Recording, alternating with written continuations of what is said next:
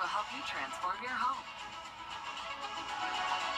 Countersink and Showers, where quality meets innovation. Do you have what it takes to be a border ball cheerleader? We're looking for the area's best high school seniors. Tryouts for Team South Carolina will be held on Sunday, August 25th. Register now at WJBF.com/cheer. Get clear, accurate stories that don't waste your time at WJBF.com. The Live 5-for-6 Skyview Network, sponsored by Terry Lambert Hyundai. If you thought the past few mornings were cooler than normal, then it's really going to be cool for you tomorrow morning. Our temperatures are falling into the upper 50s, could even beat a record, and we'll have plenty of sunshine once again. I'll have all those details coming up. Now on News Channel 6 at 5, national security in the digital age, how the cyber center is preparing for the wars of tomorrow. Also ahead, the aftermath of Debbie, why mosquitoes are such a big problem in Bamberg County. And keeping astronauts healthy in outer space, how a researcher here at NCG wants to prevent injuries on space flights. As your News at 5 starts now. Live from Television Park, this is WJBF News Channel 6 at 5. Good evening, everybody. I'm Brad Means. And I'm Jenny Montgomery. Thank you for joining us. Coverage you can count on begins with a look at national security right here at home. Yep, cybersecurity in the spotlight at Augusta University, and Hannah Latier has the story. You guys are all the future of the Army. The conference was mainly for captains at the U.S. Army Cyber Center of Excellence. Researchers at the university presented findings to them on informational warfare, propaganda operations, and AI. The most interesting thing I've learned is just kind of the survey of how Russia, China, and the United States have been using artificial intelligence in various different ways. It's interesting to see how our adversaries think about these things versus how we think about them. Researchers say foreign adversaries use this technology to target people on social media and create division. We're looking at how strategic adversaries, Russia, China, North Korea, Iran, ISIS, and Al-Qaeda, how they try to influence U.S. citizens' decision-making processes in their brain. And the way they do that is by pushing out propaganda, pushing out influence operations on social media. Captains were somewhat surprised to hear the impact these kind of messages have on the brain. Disinformation being used against us, but then also how to deliver a message effectively, and thinking about, your brain as a chemical apparatus, how that works in relation to, traditional messaging. I think that's really fascinating and is not something that we thought about originally when we came to this conference today. Events like this help the academic and armed forces sectors work closer together to keep citizens safe from outside influences. So it's really like a collaborative effort for how the United States military can integrate academic literature and theory and our expertise from a non-DoD side into their DoD procedures, policies, and how they operate. In Augusta, Hannah Latier, WJBF News Channel 6. Time now for a first check of the weather. And Chief Meteorologist Jenna Petracci is standing by on, Jenna, as you mentioned, a really pretty day. You really must feel so proud, Jenna. Yes, I did this myself. Nice. We love it. It's just fantastic weather to talk about. It really is. I'm sure a lot of us are appreciating these cooler August days. If you were out and about early this morning, it may have even felt chilly to you, as some of these temperatures were in the low 60s. 60 exactly in McCormick this morning, 62 in Saluda, Augusta Bushfield, and Aiken Regional Airport went all the way down to 61 degrees. We're only topping off in the mid-80s today. Right now at 85 in Augusta, 84 in Millen, Allendale at 82. So even some of our southeastern counties that are typically a bit hotter are seeing those cooler temperatures today. 83 in Edgefield, 84 in Washington. Beautiful blue skies, just a few clouds outside. It is pretty breezy as well, which really just makes it feel even cooler. There's our Terry Lambert Hyundai Skyview cam at Augusta Regional Airport. Dew points are very low today. This is definitely what we typically see in the fall. Dew point of only 54 in Augusta, 55 in Aiken, so you don't have to worry about the humidity today. Satellite and radar really not showing much going on, so no rain expected. It is pretty rainy down in southern Georgia and across much of Florida with this trough of low pressure. But for us, we have high pressure to our north, and that is keeping us dry for the next couple of days, really. Winds are coming in from the northeast, 8 miles per hour in Aiken and Augusta, 11 in Thompson, and the wind gusts up to around 15. The rest of tonight, we'll still have that northeast wind. Temperature is going down to 74 by 8 p.m. Low 70s, could even already see some upper 60s by 9 o'clock. Now, it will be even cooler tonight. We actually could even challenge our record lowest low of 58 set back in 1930s, and that's what we're forecasting tonight. So coming up, I'll have a look at that full 10-day forecast, but back to you. Jenna, thanks. Investigators need your help to find a shooting suspect in Denmark, South Carolina. They're looking for this person. You see them on your screen there. They say it happened just after 8 o'clock p.m. on August 6th at the Denmark Grocery. That's on Magnolia Avenue. Investigators say the suspect shot the owner of the store who was taken to the hospital. Anybody with information, please call SLED. It's been 2 weeks since Bamberg County issued a code red alert following Tropical Storm Debbie. But now another issue has come up due to the flooding. Graham Lee reports. Bamberg always welcomes visitors, except when they're mosquitoes. The bugs are typical for this time of year, but people who live here have seen a big increase in the mosquitoes because of all the rain they've gotten in recent weeks. Work crews are now doing double duty, working to repair roads that were washed out, but also spraying standing water, a top hiding place for mosquitoes. County leaders are urging homeowners to trim overgrown bushes, clean overcrowded yards, and remove buckets, tires, and anything that can hold water. Alicia Moore says it's still a waiting game to help some areas, so the key for homeowners is patience. What happens to one happens to all of us. And also keep in mind that, we only have so much manpower and we can't get to everybody at the same time. So just keeping that in mind, everyone being patient while we all work together to resolve the issues that are going on around us. Moore says following the code red alert that was issued 2 weeks ago, people living along the Edisto River Basin are still seeing flooding. She's encouraging them to take pictures of any damage. That way they can report it to the Federal Emergency Management Agency. In Bamberg County, Graham Lee, WJBF, News Channel 6. Behind-the-scenes efforts to end the Augusta mayor's credit card controversy. The Augusta Exchange Club honoring a special person at the Exchange Club Fairgrounds today. The Georgia Carolina State Fair's Midway was named after the club's fair manager, Joe Taylor. Taylor has spent the last 62 years dedicated to service and the community.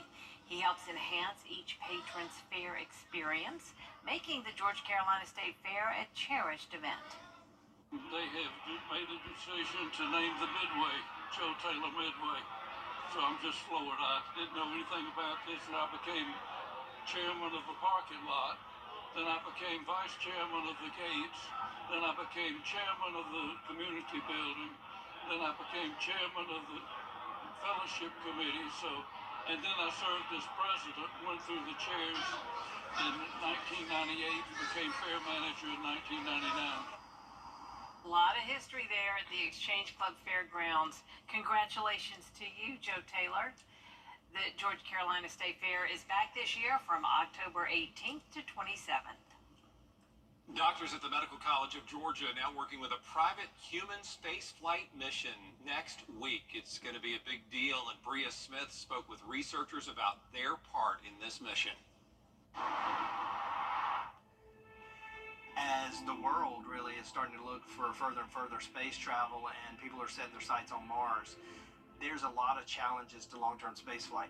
This is one that is directly related to the astronaut, as you can imagine. Dr. Matthew Lyon was interested in learning more about spaceflight-associated neuroocular syndrome, or SANS.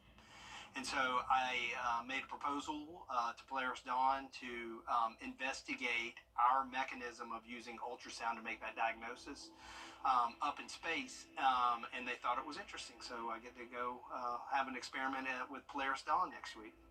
SANS impacts more than 70% of astronauts, causing what doctors think can lead to structural changes in the brain, ultimately causing changes in vision. specific to low gravity space flight.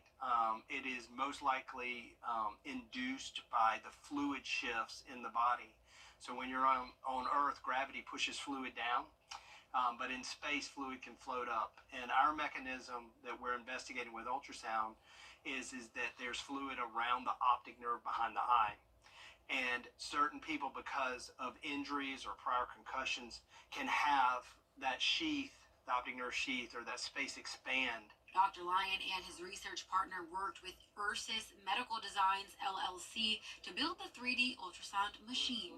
And they developed a specific ultrasound for space flight for this. So it was a big deal to get another company to build an ultrasound to go to space, to look for something in a way that is not a normal ultrasound. That mission is expected to go up Tuesday around 3 a.m. In Augusta, Bria Smith, WJBF News Channel 6. Absolutely. I'm Matt Lyon, LYON. Still ahead. Boy, it is, and just great to see our local community being represented on the international stage, really. Well, still ahead, protecting your home with Google. What you can do online to keep your family safe. And below normal temperatures continue falling into the upper 50s tonight. Plenty of sunshine over the next few days. And then the summer-like heat is right around the corner. I'll have more details on that coming up. Take it away. Change. Welcome back, everyone. Law enforcement has advice to help protect your home, and one of them involves Google. Yeah, pretty interesting little trick you can use if you want to. Tim Pulliam has more. Every 26 seconds, a break-in is happening in America, a staggering statistic amounting to nearly 1 million burglaries a year, according to the FBI. But there's an extra safety measure you can use to try to fight off would-be thieves who use the web to identify properties by blurring your property on Google Maps. In terms of keeping your house safe and just having some more privacy, it's probably a really good idea to do this. Police officer Ryan Railsback uses this strategy to protect his home in Southern California, where home break-ins in Riverside have been on the rise. It could be a good way for criminals to, kind of do some research in the neighborhoods that they plan on targeting. They're going to be able to see what, type of windows, what access points do they have from the front of the house. It showed one of my cars in the driveway clear as day. An unblurred image on the site can also show criminals if you're lacking a security system. According to StaySafe.org, this makes a home 300% more likely to be targeted. To hide your home, first, find your home on Google Maps Street View. Next, go to the bottom right of the screen and click Report a Problem. Then click what you want blurred and hit Submit. Police also recommend you can display signage indicating an alarm system, reinforce windows with window stops, and keep doors, vehicles, and windows locked. And experts say these measures could decrease your chances of a home break-in. Tim Pulliam, ABC News, Los Angeles. Weather headlines on WJBF News Channel 6. Brought to you by Hickson Roofing. If your roof needs fixing, call Mr. Hickson. During the Roof to Go. Now, your most accurate forecast with WJBF Live 5/6. Welcome back. I hope you're having a wonderful Thursday and enjoying these cooler temperatures. It's definitely not feeling like August. It's really feeling like late September. And on top of that, we have beautiful sunshine. Here's a look at our Terry Lambert Hyundai Skyview Cam over the river. It is a great evening to be out and about. If you're able to make outdoor dinner plans, highly recommend. Temperature is only topping off in the mid-80s today and feeling even a degree cooler than the actual temperature. That's definitely not something we see very often this time of the year. Dew points are in the mid-50s. Very, very dry air has moved in thanks to a northeast wind that's been consistently coming in. It's a little bit breezy, around 8 to 10 miles per hour, gusts up to around 15. Temperatures are as low as 82 up in McCormick and Washington, 84 in Sandersville. Aiken, you're at 83 degrees, 85 in Sylvania, 82 in Allendale. Our satellite and radar showing some cloud cover to the south of us, along with some spotty spotty showers. A lot of storms over in Alabama as well. It's all due to this trough of low pressure that's been hanging around down in Florida, but we have high pressure to the north of us over the Midwest, and that has been keeping us dry with all of this sunshine and also bringing in the cooler temperatures. This morning we were in the low 60s, so didn't quite make it into the upper 50s. The last time we were below the 60-degree mark was actually in June, which isn't too long ago, but still, it's been 75 days since we've had upper 50s, and that will be the case tomorrow morning. 58 at 7 a.m., climbing into the mid-80s, 84 in the afternoon, and the weekend looks fantastic as well. It's going to be sunny and dry, 87 for Saturday, another cool morning. You will start to notice the heat and humidity going back up, though, on Sunday with a high of 90. So the dew points will stay low for now, 55 again for Friday, but then they steadily rise, becoming more humid as we go into next week, and very hot as well. This is the temperature outlook from the last couple of days of August into September. Mid-90s are going to return, and at that point we're definitely going to want some rain to cool us off, especially because it's been dry a lot lately, but it doesn't look like we will have a lot of rain. Precipitation outlook showing dry conditions just to our west, including Atlanta, and for us around an equal chance of below or above average precipitation. So this could eventually start to lead to the first or second phase of drought. Right now we are good, and of course that was from Debbie that brought us all the rain earlier this month, but it definitely looks like we're going to be ending the month on a drier note. Here's a look at 8 o'clock tonight. Skies are staying clear, northeast wind coming in, a little bit of clouds cover here and there as we go into the next couple of days, but not expecting any rain at all. That trough is staying off the coast and will not be impacting us. Our lows tonight will be anywhere from around 54 in Saluda and McCormick to 58 in Augusta and Aiken, and then those low 60s further down towards the south. Highs tomorrow will once again be in the mid-80s for everyone, very similar to what we're having today. In that 10-day forecast showing mostly sunny skies and plenty of sunshine to start next week as well. Eventually we'll see around a 10 to 30% chance of rain by the end of next week. All right, thanks a lot, Jenna. We appreciate that. Up next, Taylor Swift speaks out. What she had to say to fans after the cancellation of shows in Austria. Stay with us.